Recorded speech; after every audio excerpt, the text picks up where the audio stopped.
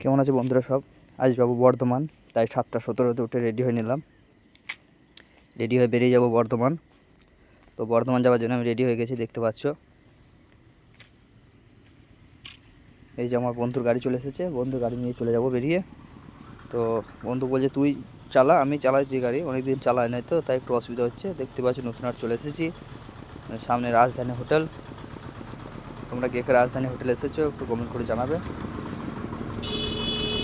চলে এসেছি আমি মঙ্গলকোট বটতলা এসে দাঁড়িয়ে আছি। এখানে একজন চাপবে বলে, তো উনি চেপে পড়েছেন। এবার চলে যাব বেরিয়ে।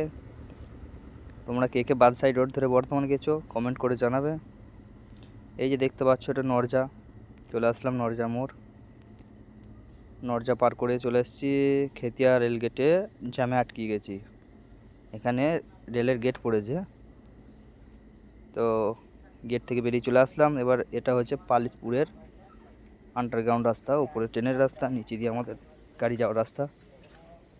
তো আবার এসে তালিতে রেল গেটেও এসে একই অবস্থা, আটকে গেলাম।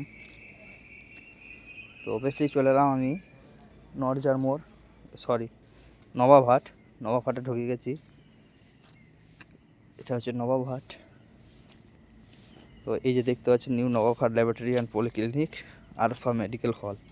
এখানে আমি নাম লিখাবো, নাম লিখিয়ে ডক্টর অভিজিৎ ঘোষবাবুকে দেখাবো, হাড়ের ডাক্তার। তো দেখতে পাচ্ছ হসপিটালে ভালোই ভিড় আছে।